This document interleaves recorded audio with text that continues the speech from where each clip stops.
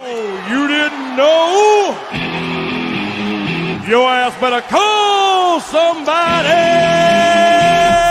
The energy revealed. Brooklyn to Queens, reppin' both hoods. Rob and CP, keep it fire misunderstood. Cheer 'em all loud, let the anthem flow. Mets fans unite at the pregame show. From city stand lights to the skyline greens, it's the heartbeat of Queens, the craziest dreams. Rob hype on the mic, CP's the fire spark. Together they ignite, voices like the park. Fans dripped in jerseys, legacy bold. The Metropolitan story forever told. Turnstile spinning, the crowd floods the gates. This is family, no time for debates. Crack of the Batman, the roar never fades. Queens in the blood, it's how champions are made. Cheer 'em all loud, let the anthem flow. Mets fans unite at the pregame show. From city stand lights to the skyline gleams, it's the heartbeat of Queens, the craziest dreams. 7-line swagger, vibes electric and wild. Mets legacy golden since I was a child. Orange crushed skies, let the battle ignite. Ride for the home team till the last fight.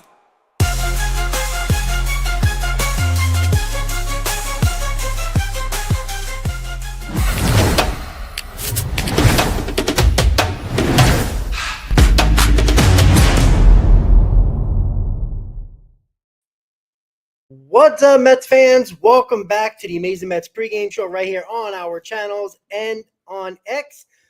We finally got a series under our belts as we just came from Houston. 3-game set. Mets did not do fairly well offensively. Lost 2 out of 3 to the Houston Astros, but we start a new series in South Beach against the Marlins, and we got that all covered today. Chris, how you doing, buddy? I'm doing well. The offense was not good at all. Let's just call a spade a spade. The offense wasn't good at all. The pitching held the fort down, and they only came away with 1 win. And that needs to change in Miami against the Marlins. I'm excited. I was really hoping for a game yesterday, and then I remembered that it was the off day. But you know what? A little bit of time to recuperate, especially from you with doing it big down in Houston, Texas, at the Mets games. I mean, I know the drinks were flowing, good food, good everything down there in Texas. So hopefully you're rejuvenated. 6:40 start time, a little bit unusual, but a lot to talk about in this pregame stream. Appreciate everyone being here. Smash the thumbs up and subscribe if you want more pregames, post games. We are live tonight as per usual. Now that Rob is back and it's not the weekend, so I don't have any other activities. Let's do a post game. Why not? Win or lose, we'll be there. Yeah, absolutely. And we got some normal pre-games now, so it ain't 3-4 hours before. It was just a little hectic during that series because I was in Houston and I kind of just said, I gotta leave. So that's how it goes. But normal start times for pre-games, hour or so before the game. And look, we got to get started with the quick recap of the series in Houston. There were some good things, there were some bad things, and scare. It basically looked like April of last year. Like, that's how scary this offense looked. I believe we were 2 for 21 with runners on base, and that's not going to cut it. I don't care if you're playing Houston, if you're playing Miami. It really doesn't matter. You face a team and you go 2 for 21, you're probably going to lose the series. It's just not the way to go about it offensively. And unfortunately for us, we pitched well enough to win every single game. And we pulled out one, from our chinny chin chin, and that wasn't even impressive, even though we saw Juan Soto's first home run. But other than Juan Soto, there was nobody that really hit at all. Juan Soto did everything. He walked, he got a couple of hits, he got a home run. He was the only one that really did anything. And, Nimmo was a no-show. Lindor was a no-show. Alonso was a no-show. It was just a big zero from a lot of these guys that we were counting on. And, if it wasn't for one hit from Juan Soto in the first inning on Saturday, we would have got no hit. And if it wasn't for Jose Siri, doing something on the base paths, we probably wouldn't have scored either. So, Chris, give me your thoughts about the Houston series, and what did you take out of that series as a whole coming into today? I took that it was the first series of the season. That's what I took out of it. Because we've been talking about this lineup in terms of the runs that they should be producing. the quality at bats that they should be producing. The runners in scoring position metrics, like you said, were unacceptable. And I don't expect it to repeat again for, maybe a series here and there this season. But by and large, this season, that should never happen again because they looked like lethargic, lazy at bats. And I don't think that's the characteristic of this lineup moving forward, regardless of what the personnel are, because we have to talk about today. Lindor, congratulations on the baby. He's available off the bench. We'll talk about it. But again, he's not starting. And you see Starling Marte's name there in that leadoff spot. So, yeah, it was a whole combination of bad at bats. The post game solo that I did that you weren't able to do, I believe that was Saturday, talking about just doing the simple things, right? We've played baseball. If you move a runner over, right, with nobody out, on a guy on second base, moving him over via a pulled ground ball or a sacrifice fly will get you high fives in the dugout every single time, because a man on third base with less than 2 outs, that next guy should be able to get that run in. So when you have an offense that is struggling like that, trying to manufacture runs, and you have the other side of the team holding it down in terms of the pitching, the bullpen was fantastic. And honestly, outside of a little bit of a lackadaisical start from Clay Holmes, who wasn't great, but wasn't terrible, the pitching held it down. Yeah. When you have an offense that is struggling to put runs across the board, you have to play small ball at that point. You have to do those little things, right? And I know that we get distracted sometimes in today's day and age of baseball in 2025 by the home run, the double, and the strikeout. Again, I said all this in the post game, so I'm kind of repeating myself here in this recap. But if you are going to struggle in the early parts of the season, we're not going to overreact, but we're going to expect, at least from these major leaguers that got to this point doing the small things, we could presume, right, and assume to do those small things yet again, to at least scratch some runs home. Yeah. So it was disappointing because, again, like you said, the Mets were in a position to honestly sweep that series.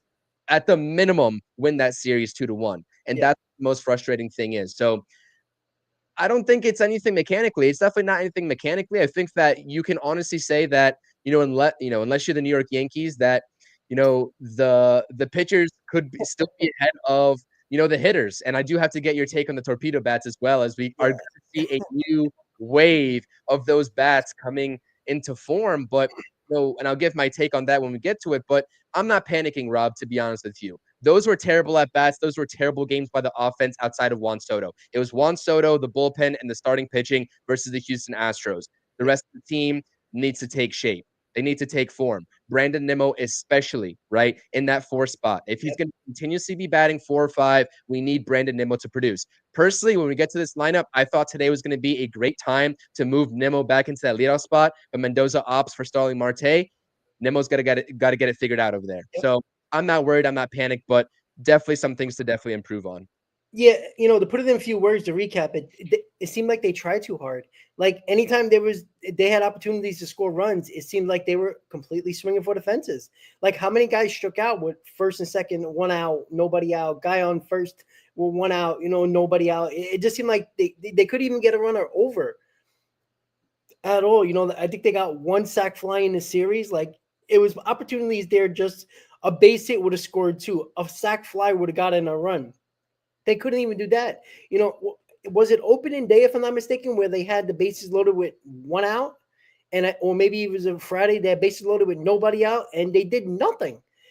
You just can't you can't have an offense that goes complete 0 in series, because you have to be perfect if you're a pitcher for the Mets, and that's not how you go about it. You have the bullpen throwing 10 innings in this series, and they put up no runs. You have to win those games, and you give up 3 runs, 2 runs, 1 run. You should win at least 2 out of 3, and they got to step it up. And you brought it up with the torpedo bats. By the way, it didn't help Lindor because he was using them in this series as well. So Exactly. It wasn't just the Yankees.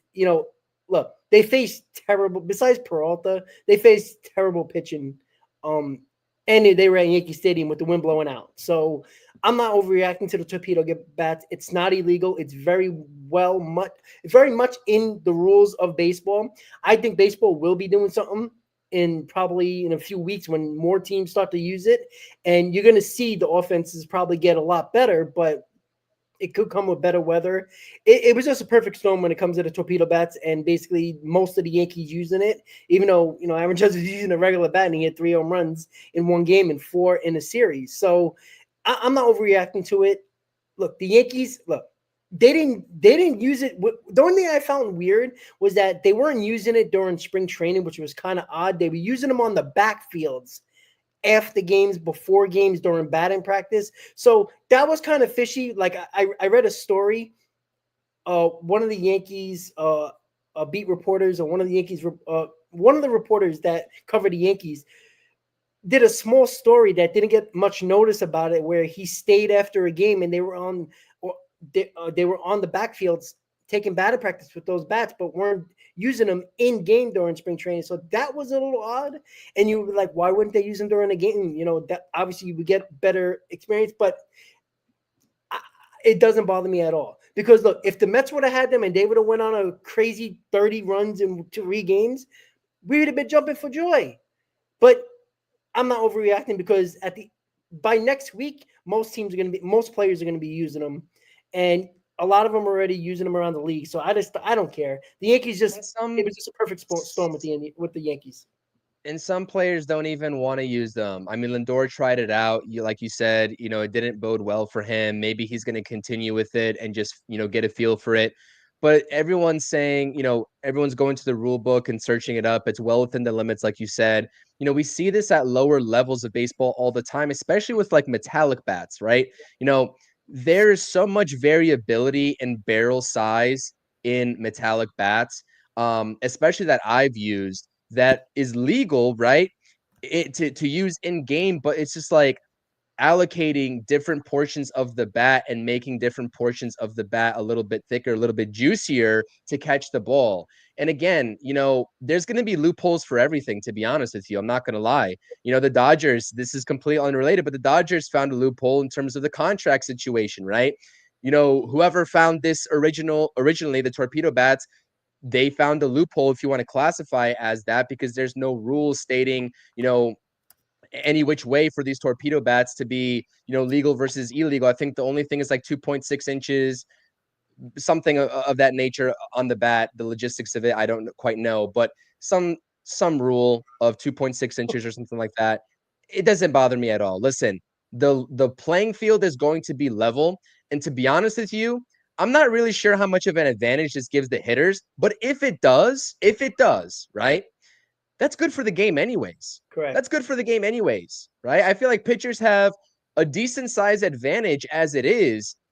The game would be good and would be better off with having the hitters have an advantage for once at this point. So listen, I'm not moved by it. I'm not moved by the Yankees, to be honest, either. I know that we're going to be covering the Mets here in this pregame, but I'm not moved by the Yankees. Look at the ballpark they're playing in. Look at the team they're playing against. I mean, they just got also beat down by the Royals 10-0. So it's exactly. It's a non-story for me. It's a non-story for me. But I do like, and I can appreciate, I think it's kind of funny that Jazz Chisholm took some time out of his day to go and defend the torpedo bats on his exit. Good for him. Yeah, I'm not absolutely. the biggest fan of Jazz Chisholm. I think he thinks he's better than he is, but he's absolutely right in the tweet that he did. Like, defend himself, defend his teammates. He done nothing wrong, and the team did nothing wrong. I wasn't even mad at the Yankees. Like, I was at the game, the pregame party, before one of the games. It was a Friday, and I'm just sitting there like, who cares, guys? Like, people are talking about, like, who? All right, like, it was already like 14-2 or 3 or whatever the hell it was. I'm like, so what? I'm like, it doesn't matter. Hey, the Braves are 0-4, by the way. Should we talk about that more than the damn Yankees? Like, that's more important than what we're doing. The Phillies, I think, just won. So that's what I want to talk about. So, and the Marlins are in first place. So, so they're 3-1 and they had 3 walk-off wins, in their series. So hold on one second, Rob. Yeah, what's up? That's crazy. What, the Jurickson Marlins? Profar got suspended for 80 games for violating the PED policy. Wow. That's crazy. Big. That's damn. Big. That was their big acquisition this year. Damn, remember, that we was both deep. wanted them. We both wanted him too. I like Jurickson Profar a lot. I've always was lobbying for him, but that's crazy. Wow. Especially coupled to the fact that they, listen, the Braves are always a notorious slow starting team. Let's not forget that. I mean, they really are. But That's a pretty big hit for that lineup, That's to be big, honest with especially with Acuna going to be out for at least, until May. With Spencer Strider, who knows when he's coming back, probably May as well. They already got a couple of injuries, and again, they lost Max Fried. A lot of people aren't talking about that. If Braves fans, if you listen to them, they're not completely satisfied with this roster either, and they weren't happy with what the front office did. So they couldn't afford that. That's hard to do. I know they still got, all these guys that we always, the Rileys of the world, the Olsons and Albies and all those guys. You lost a catcher before the season. There's a lot going on. So that's rough, but you know what? It's baseball. Oh, too bad. We had no bullpen for the entire year with all the injuries we had. So I don't wish injury on anybody, or, that's PED suspension. That's insane. I'm not gonna get into the logistics and the science of the actual substance that a couple of people are reporting on X. That's John Heyman. If you want to go and look at that, he actually named the substance that he tested positive for. It is what it is. It's unfortunate, especially for the Braves. And I don't know what else to say about that. But that is huge news in terms of the NL East and a upfront division rival losing a pretty damn good player, to be honest. Yeah, and this is what the Mets have to do. They got to take full advantage of, and this is why April is so important, especially like a team like the Braves that have started out 0-4, and look at the West already, the NL West, right? The Padres are red hot, the Dodgers are red hot. So again, we're talking about the wild card. It's already game changing what the Padres are already starting off to do in April. Not even April, in the first series of the year. This is why April's so important. This is why losing series like we lost in Houston is a problem, because they easily could have been a 2 out of 3 win or a sweep. And that would have helped us a little bit, because you don't have to worry about, a game here or there because you did so well in April. But the Mets got to take full advantage of a bad Marlins team, regardless of what their record says. They did have 3 walk-off wins. It's baseball. Anybody can win. But can anybody name more than 4 guys on this team from the Marlins? Like, completely different team from last year. Besides, Alcantara and, one of De La Cruz, 1 or 2 other guys. That's it. Like, it's a completely different team. So the Mets got to take full advantage of this series. I would say, besides one of the pitchers in this series, the Mets have the pitching advantage besides Alcantara. So they got to take it full advantage of it. And, Chris, you brought it up earlier, Brandon Nimmo in the cleanup spot. When I had a feeling Lindor wasn't going to start today. Why is it Nimmo leading off? I know you tweeted it. You put a tweet out there about that earlier today. This was the perfect opportunity to get Brandon Nimmo out of the spots where he has the worst numbers over the last year and looks terrible so far in the first 3 games of the season. He's been batting 4th to 5th in every game. He has been terrible.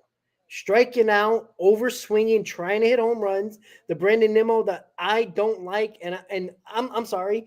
Maybe you disagree. I know you're more of that this type of approach for most players, but I just don't like this type of Brandon Nimmo. Like, I'd rather have 3 or 4 less home runs a year when his average is in the 260 range, 270 range, and walking more. Because again, look, it's hard for him to be the 4th to 5th starter, a 5th guy in a lineup, and talking about the Brandon Nimmo of old, because he's batting 4th to 5th because the Mets put him in this position because, whoa, he can hit 20 home runs. So everybody gets excited.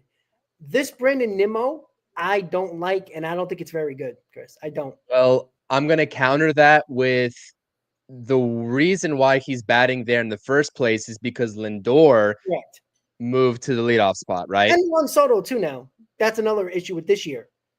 Exactly. So that's what I'm saying. So, like, if you would propose any other position to bat Brandon Nimmo in the order, I would say put him in the 2-hole. Yep. But Juan Soto has to bat 2, according to everybody, right? So, again, that wouldn't work out. So where are you going to put him? You're not going to bat him 7, 8, 9. You're not going to really bat him 6. Well, he still belongs in the top 5. And that's 100%. The dilemma.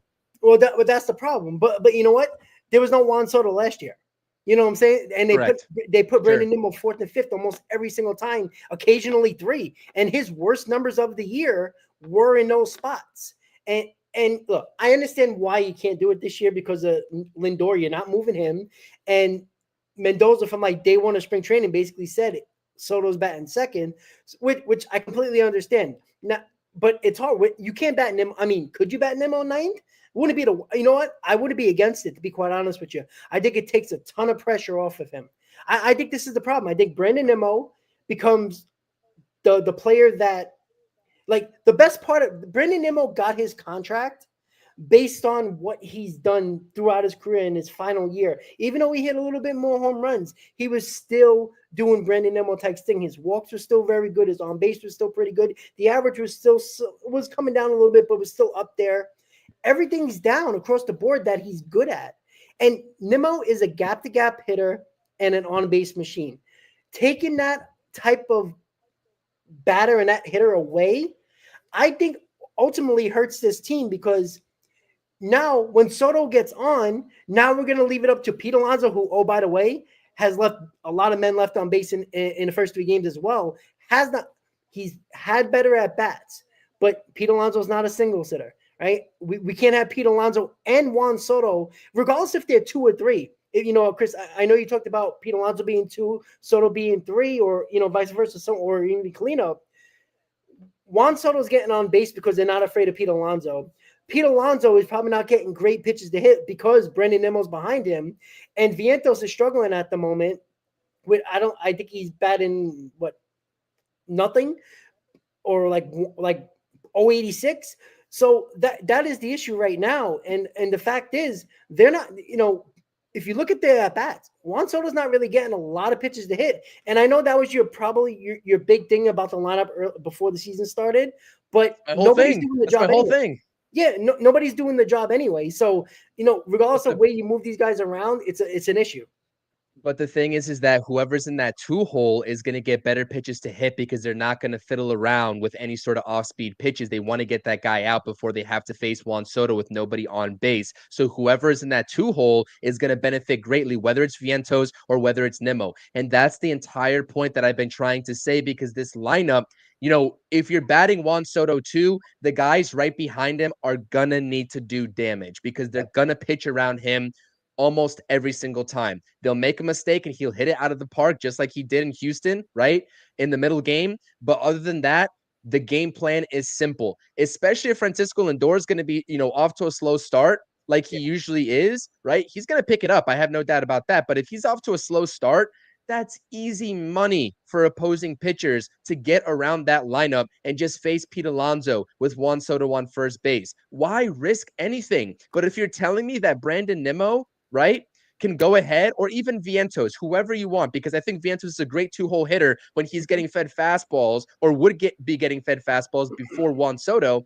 If they're getting on base now, let's say Lindor gets out, and you're talking about, and this is obviously in the first inning because it can shake out any single way, you know, in the second time through, third time through, fourth time through, but I'm talking about first inning run production, which is, you know, not the end all be all because it's such a small sample size. But again, in a perfect world, even if Lindor gets out, you have another guy that has the opportunity to get on base for Juan Soto. Because then if they want to pitch around Juan Soto and put first and second with 1 out, at that point, there's nothing you can't duplicate Juan Soto and put him 2 times in the order. You know what I mean? Sure. Someone is going to have to be behind Juan Soto and reap the benefits of batting behind Juan Soto and having him on base. Nobody's done it just so far just yet. But here's the other issue, right? But obviously Juan Soto has been the only one, you know, doing something, you know, in the first 3 games.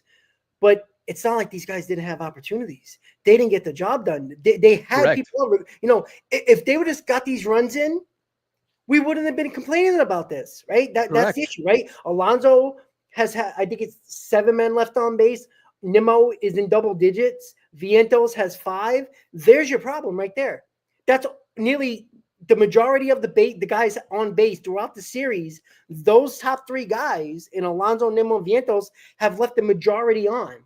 Yeah, Juan Soto left 2, Lindor left 3, I believe. But all in all, your top 3, 4, 5 hitters have left almost 16, 17 guys left on base. you're not going to win that way. I don't care what the two guys at the top of the order do.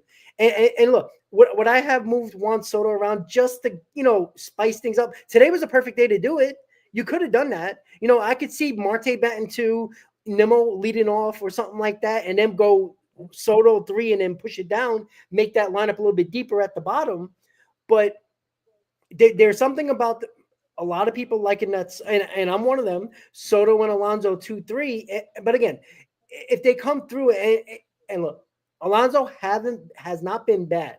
Like, I want to make sure everybody understands that. I'm not saying Alonso has been bad, but when you are on that run producing, part of the lineup, and he's right in the middle of it, smack dead in the middle, a lot of these walks aren't helping when guys are already on base in front of you, because you're only putting it over to the next guy. And unfortunately, it's been Nimmo a lot of the times that, and again, it's not that Pete Alonso hasn't been done a good job. His philosophy has changed hitting. We all seen it.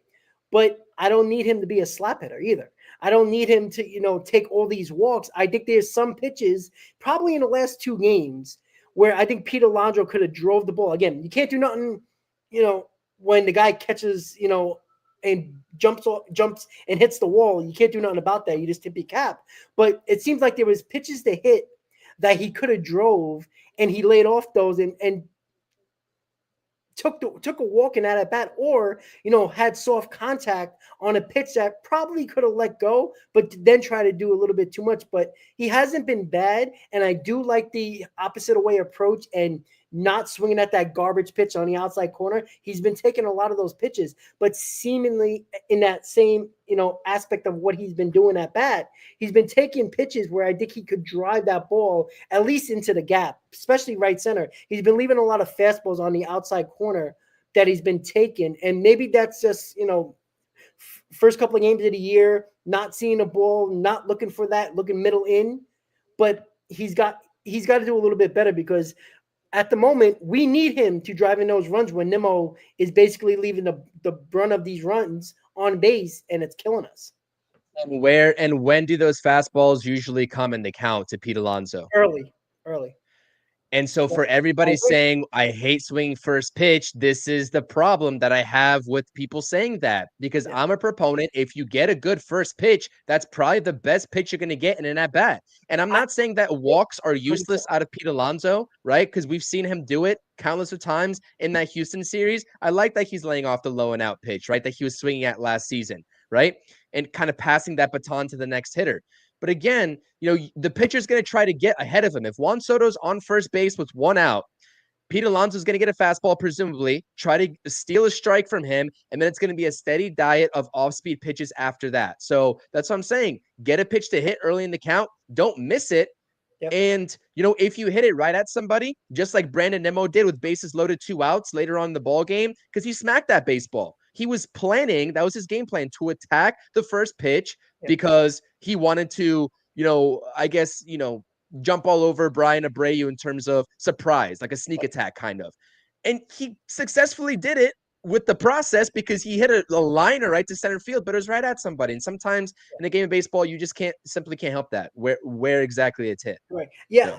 Like in the moment at the game, I was annoyed because I was getting the vibe of the crowd, the vibe of the Mets fans around us and stuff like that. Like, it seemed like Abreu was struggling and he was fighting there. He didn't have great control, and I completely understood. Like, after, I was a little bit upset at post game, but I understood the logic in what you just said with Pete Alonso. Like, that his best opportunity to probably get that fastball that he can drive is probably early in the count. And, from there, what are you going to do? But I was mad in the moment. But after the game and starting to think about it, and even after the postgame, talking to the guys at the bar, we're like, it seemed wrong at the moment, but when you're looking for that pitch and it's early on, could he have had a long at bat and eventually worked the walk? Maybe that run would have came in that way. Maybe, who knows? We can't predict something that didn't happen. But I was mad in the moment, but completely understand after the fact that it wasn't the wrong decision for Pete Alonso. He was trying to jump on a fastball after the meeting on the mound. You see that a lot in baseball. He didn't get the job done. He hit the ball. He put the bat on the ball, but it wasn't enough. unfortunately, it was a frustrating series. It's baseball. It's It baseball. really Things just is. didn't roll the right way, to be honest. I mean, there's some things that just didn't happen for the Mets. I mean, the Luis Torrens situation was a prime example of that. And you know what? That's baseball. We move on. We got one win in Houston in a ballpark that the Mets just simply can't win in, it seems like. To be honest with you, that's their second win in over a decade in that ballpark. And you know what? That's a tough Astros team. They're going to be contenders in the AL, right? There's a handful of teams that are considered contenders in the AL alongside the Yankees. They're going to be one of them. And you move on. The Mets are going to be fine. This offense is going to be fine. I think that we're all just panicking for no reason. I think this offense is going to be fine. Well, we wanted baseball back, and now we got it, and you know it's Armageddon, it's the apocalypse. But I wanted to bring up something because WFAN brought it up today. A lot of people on X, you know, when you have a day off, and you know you're kind of in limbo here, so everybody's talking.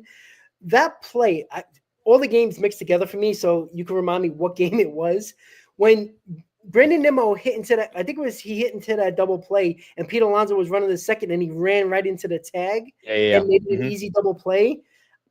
First thing I thought of, I'm like, Pete, you got to be smarter than that. You got to stop and let the guy chase you because he might make a mistake. And a lot of people started to talk about that today or even yesterday for that matter.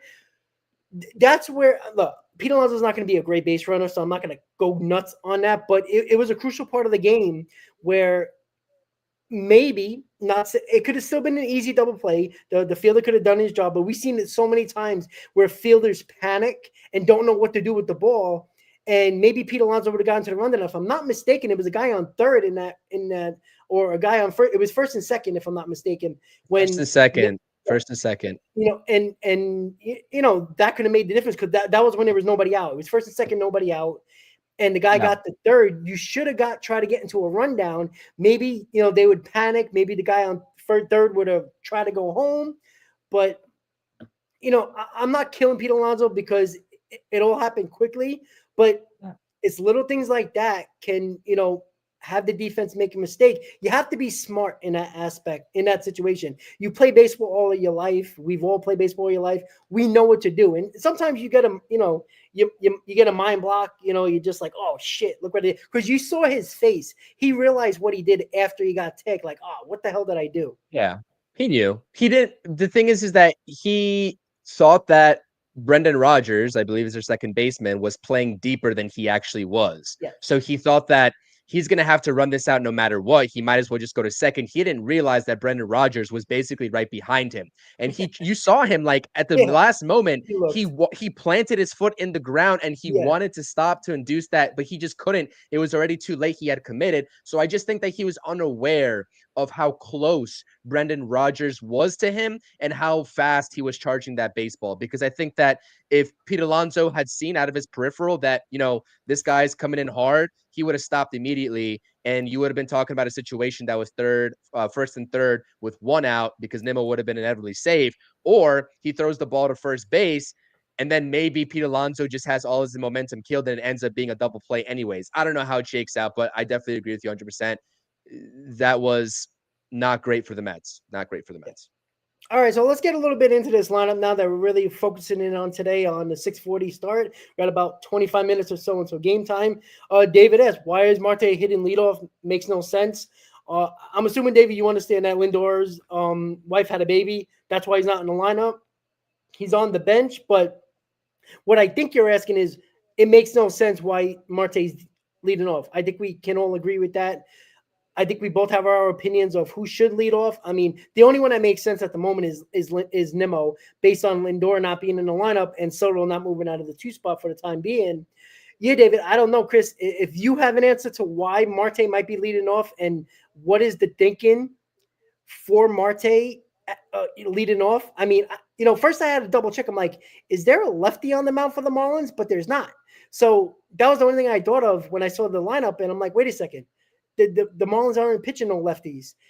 And I'm like, what the hell's going on? So what are your thoughts of why do you think Mendoza put Marte in the leadoff spot in today's game? You know what? I mean, it's a one-off because I don't think Francisco Lindor is going to be out of the lineup twice in a row. But my bigger question is that, you know, in addition to that is where's Jesse Winker? Because they love these matchups, right? They love these matchups. You know, where's Jesse Winker?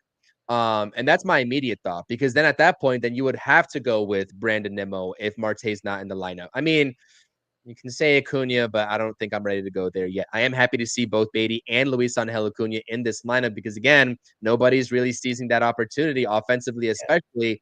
But that's a discussion for maybe in a little bit. We'll get to it. But I don't really know. To be honest. It has to be numbers because, like, Marte must have Marte really good numbers against them. Let me look that up. Let me look that up. Yeah. Actually, let me see what his splits are.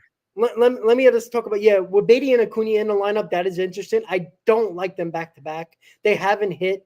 They're strikeout machines at the moment, and I don't like that back to back. I mean, why is Luis Torrens? I know Luis Torrens has a double. He looked better with the bat in the Houston series, but 6, 7, 8, just oh my god, like it doesn't make me feel good at all. But I don't know. Nobody has really taken the reins yet in the case of second base with Beatty and Acuna. Acuna has played better defensively. Beatty hasn't done nothing spectacular, but he hasn't made any big mistakes defensively. Acuna made that one on opening day, but also made a really nice play. He had that really 12-pitch walk at bat that led to a walk on opening day. That was excellent to see. But other than that, nobody has really done a good job overall. Acuna has been a little bit. I mean, I guess you could say Beatty's leading the defensive test right now because Acuna does have an error and Beatty does not. But that's an overreaction, to be quite honest. I don't think anybody has the lead right now, as Chris just said. So, Chris, you got it?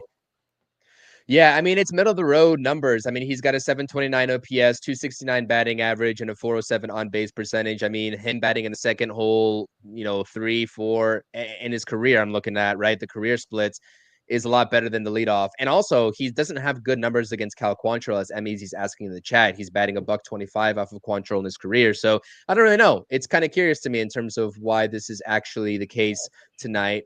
Maybe Mendoza is just going with the gut feeling. Maybe he's like, Starling Marte needs to get some action. I don't really know, to be honest with you. I guess he'll be asked about it, whether it's in the pregame or the postgame, definitely.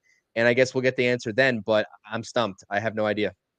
Yeah, maybe it is a gut feeling. Maybe he just didn't like certain guys at bats.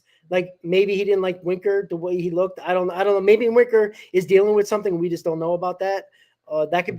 I think that's the only possibility. I really think if Marte wasn't in this lineup, Nimmo would have probably let off. But Marte's not a power hitter.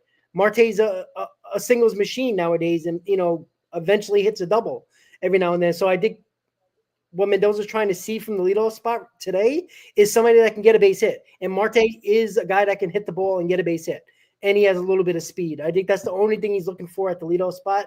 And with Nimmo looking terrible, there isn't really anybody else. I mean, you could have put Luis Angel Acuna to lead off. That would have been very interesting. I think we would have both been okay with that, especially with his speed. He did steal a base in the series against Houston. But overall with this lineup, I want to bring up with Brett Beatty and Luis Angel Acuna just a little bit more because they are both in the lineup today. This is probably very rare. We'll see them in the lineup together without an injury. Because Lindor's not in the lineup because his wife had a baby, Acuna's getting the start at shortstop, Beatty's at second base. They haven't really played much together as a double play tandem. How the Mets already had trouble developing double plays in the Houston series. Haven't looked great turning double plays, even with Acuna there and even with Beatty at second base.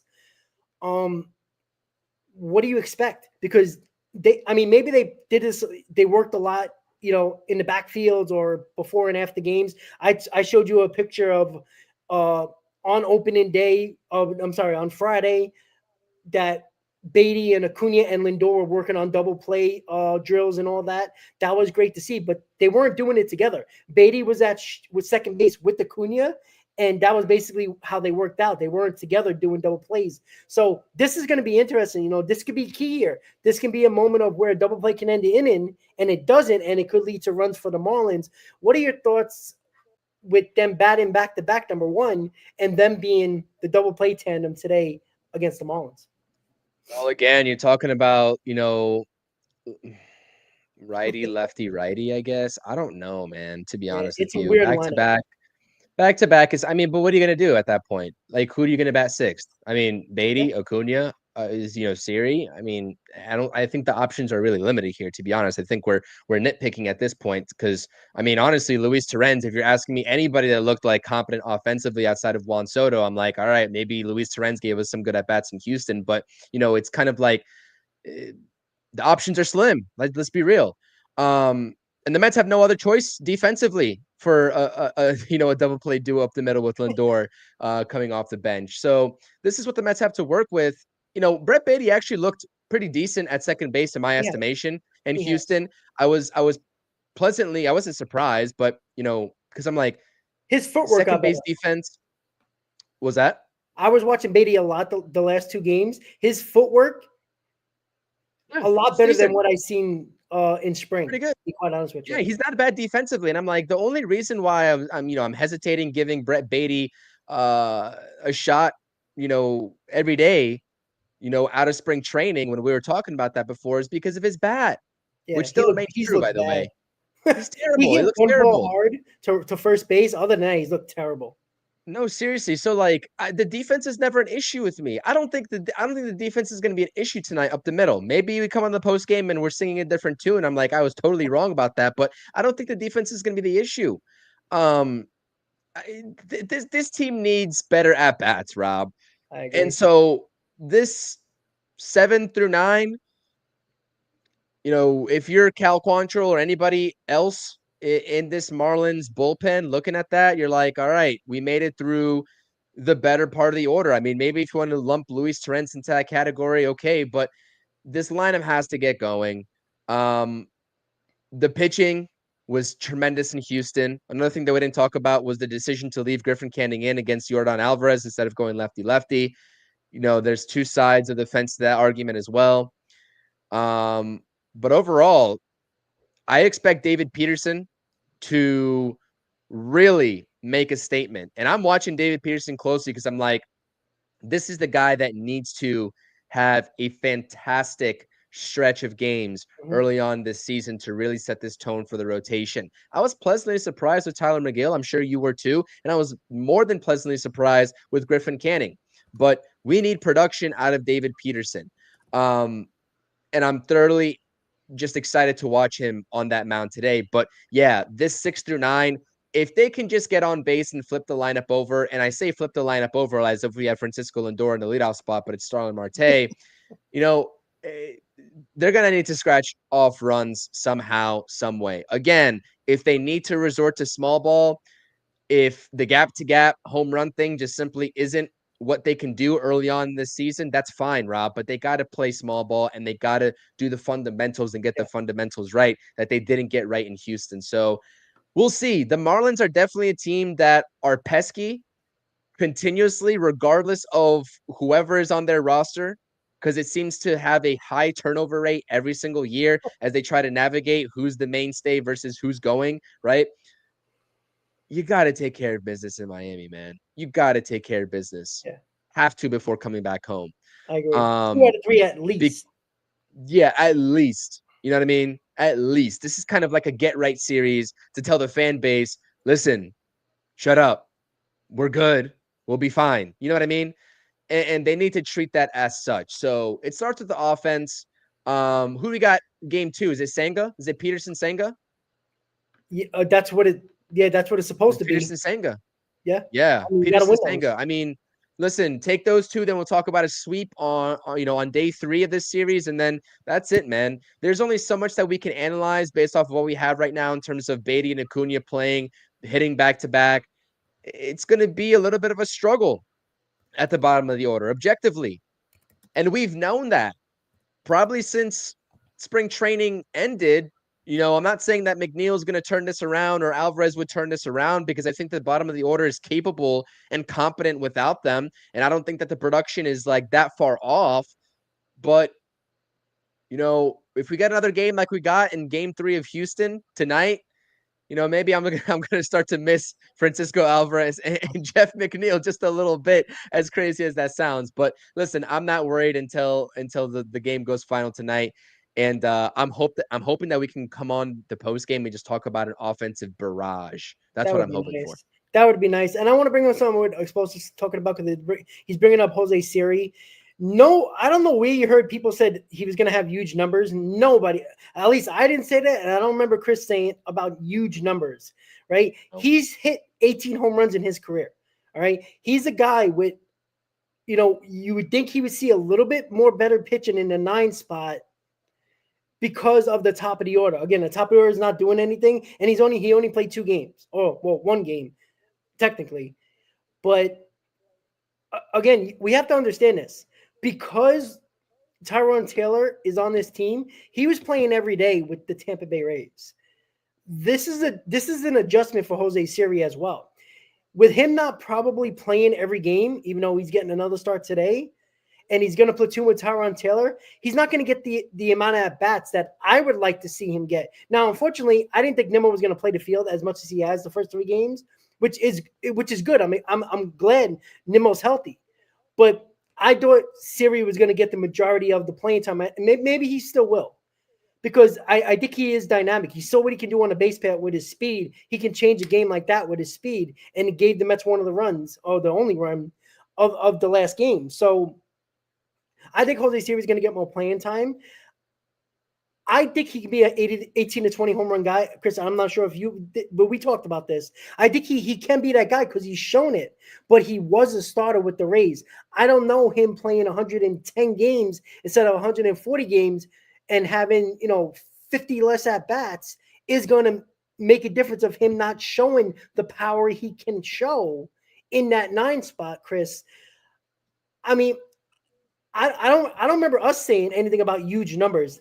We all know his average is not going to be good. He strikes out a ton. He's not much in the walks category. He's a guy that can hit the ball over the wall around 18 to 20 home runs and provide speed on the base path when he actually gets on. Yeah, and I don't know, if Explosive was talking about, who I don't know who said that, to be honest, but people are high on Siri. Gonna... Like, people did like the trade. Like, let's be honest about that. But well, of course. Maybe I missed it, but maybe somebody else said it and I just didn't see it. Maybe you heard it from or saw it from somebody. I didn't see it. All I said was him trying to reduce that strikeout rate. That's all I said, personally. And I'm still waiting for that to be true. I mean, time will tell, but I do think that it's going to be a split between Tyrone Taylor and Jose Siri. That's going to hurt Siri. I'm curious. I'm curious with game 1 and Mendoza giving the nod to Tyrone Taylor. I'm curious if the Mets actually favor Tyrone Taylor over Jose Siri, where I thought, and I think you thought, it would be vice versa. So I don't know, to be honest, but if we're talking about Jose Siri being the make or break of this lineup, then we've got bigger issues to talk about. We've talked about this. If 1 through 4 or 1 through 5 isn't doing the job, of course look. People are talking about Siri already. Everybody's bringing up Beatty and Acuna. You know why?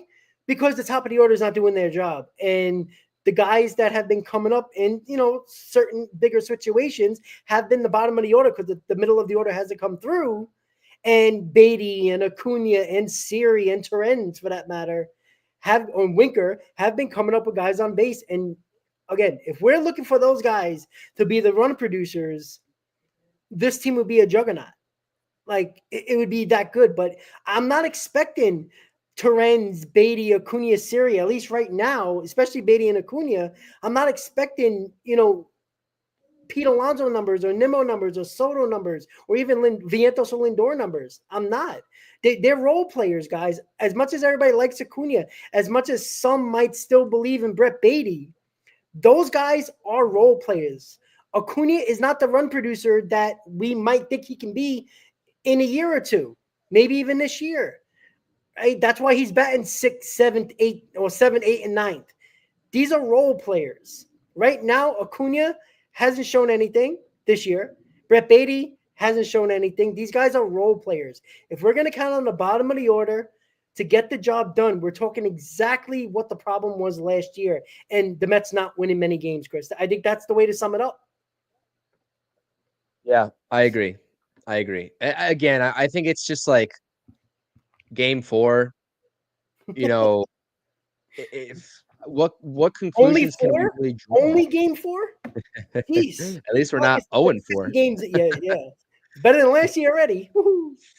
Exactly. So, you know what I mean? So I think that no matter what the Mets do tonight, you know, just like I stated, I wasn't going to jump to conclusions after the first series, just because it's game 4, as explosive as saying in the chat, if the Mets come out and jump, out to like a 5 or 6 run lead, etc., which would be nice.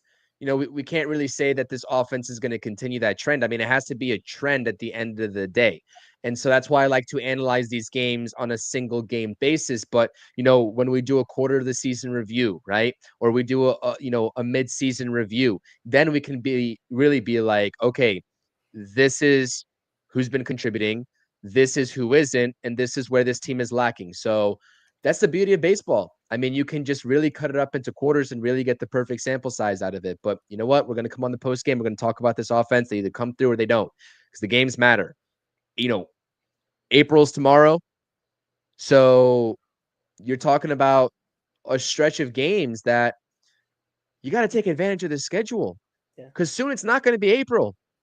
Soon it's not going to even be May. It's going to be June. You're going to be in a gauntlet of games, as we talked about. The third easiest schedule in baseball is for the Mets in April. So they better take advantage of it, because, again, May gets a little bit harder. June is the hardest month of the year.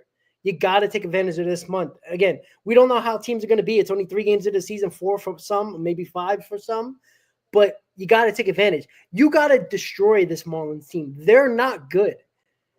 This is not a roster that you should be scared of at all. David Peterson should dominate. The Mets have the pitching matchup today. They have the better lineup. There is no excuses to not take 2 out of 3. I mean, we should be greedy and want a sweep and should be asking for a sweep. But again, when it's the second series of the year, it's baseball. Things happen. It's a weird situation. Lindor's wife had a baby. Like, shit happens. But when you got David Peterson, Kodai Senga, and Clay Holmes, and these are supposed to be a top 3 pitchers in your rotation against a Marlins team that nobody's heard of half these guys, you better take 2 out of 3. And you know what? I want to be greedy. I'm going to say it. Sweep this fucking team. I'm not angry. It was just a frustrating series where you played a very good Astros team and you had every chance of winning each one of those games.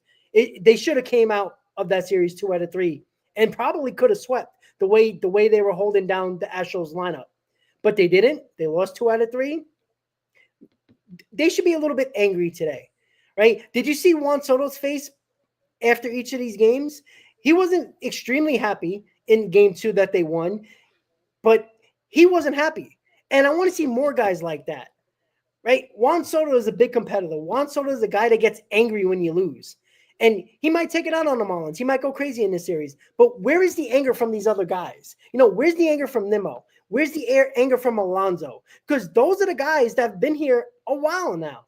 These are the guys that, Alonso makes $30 million a year. There's no more excuses for him. Nimmo's making a big payday. Where are these guys? Get mad.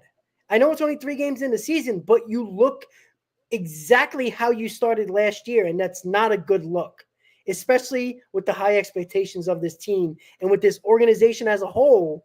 When there's expectations, they don't show it. And it's only 3 games, but these guys need to step up. Yeah, Chris, you going to say something? No, I'm just looking at, because I was curious about the points that I think MEZ made way earlier in the stream, and also Explosive is making in terms of the Mets and their production level at each ballpark. Because again, the Mets don't like playing in Houston, and their offense showed why they don't like playing in Houston over the past decade. And they didn't take advantage of that short fence to left field.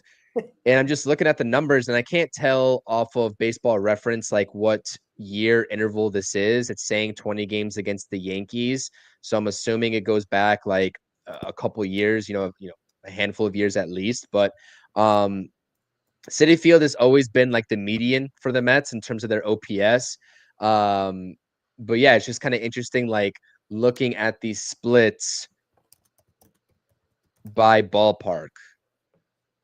And I just want to say that I'm not going to get into what the splits are, because again, I'd rather just know exactly what timeline this is, because this team is just vastly different than what it was 5-6 years ago. But there's something to it. I mean, there's something to it with the Mets and their continuous struggles at certain ballparks. And that's what I'll just leave it at, to be honest. Yeah. So to finish it up here, let's just talk about the pitcher really quick. What do you expect from David Peterson? First start of the year, he's facing a lineup that's at least what we're looking. I mean, they played decently in their first series, but it was against the Pirates, against very good pitching. I think the Mets have the pitching matchup. Cal Quantrill is an interesting pitcher, but nothing special. What do you expect from David Peterson today? Because, I mean, Mendoza let, Griffin ride a little bit. McGill get a little bit further than he probably could have, even though Mendoza took McGill out, I think, at the perfect time. Left Cannon in there a little bit too long for my comfort. What do you think Mendoza is going to do with David Peterson his first start of the year? Are you talking about like pitch count or like? Yeah, just in general. Like, what do you expect from Peterson, and what do you think Mendoza is looking at when it comes to their plan to take out Peterson based on pitch count or whatever else you're thinking? So the one thing that I want to watch from David Peterson is his fastball command, because that's something that Clay Holmes struggled with, and that forced him to throw a lot more secondary pitches, which the Houston Astros lineup got more adjusted to as the game went on. So that's going to be the changeup for me. So watching his fastball command, but also setting up the fastball with the changeup, which was a really good pitch for him last season when he played. I'm expecting at least 5 good innings from David Peterson, to be honest. I think that Mendoza's been pretty consistent in the range of 85 to 89 pitches. So I think that is a lot to work with if you're David Peterson. But I'm curious in terms of how sharp his changeup's going to be. I'm not going to discredit the Marlins. I mean, they just had what are they, 3-1 on a handful of walk-off wins. They are a pesky team, even if they don't have the big name players. They're a pesky team. We all know it. We've all seen it in years prior. So good fastball, good command of the fastball to set up that changeup, and then the rest will follow. I think it's going to be a good performance out of him. If we're taking a look at everything remaining consistent with the starting pitching in Houston, you can expect around 5 innings. We're not expecting a scoreless ball game from David Peterson by any means. That's not what we're expecting, because we would like to see the offense take care of it from there. But that's what I really think that Mendoza is looking out for. Can he set his changeup up with good command of his sinker and his four-seamer? That's the name of the game. And by the way, one thing that I talked about in the postgame in Game 3 with Griffin Canning is that the Mets pitching coaches have made it a very big point for Griffin Canning, especially, to be off-speed dominant, knowing that he's not going to overpower anybody with his fastball. He throws at 92, 93 miles per hour, 94 if he's lucky. He was feeding the Astros lineup a heavy dosage, especially with that slider. And he established dominance in spring training with that slider, and he looked pretty damn good against the Houston Astros lineup throwing against. So we'll see what the game plan is for David Peterson, but definitely something to monitor in terms of the actual pitch distribution of New York Mets pitchers. Let's win a damn ball game. Absolutely. Let's win that ball game. Mets are 1-2, 3-1 against the Marlins. The Marlins are 3-1. So Game 4 is just about to start in about a minute, guys. So later today, when game's over, me and Chris will be doing a post game. Hopefully, we're talking about a Mets win. But make sure you tune in, guys. If you stick around on my channel, I have it directed to go to the post game right after this show. So hit that like button early. Chris, I don't know if you redirected it on your channel. If you did, hit that like button as well. And we'll see you later today on the post-game show. Enjoy the Mets game, guys. Let's go Mets. And we'll see you later tonight, guys, on the post-game show. Good night, guys. Let's go Mets.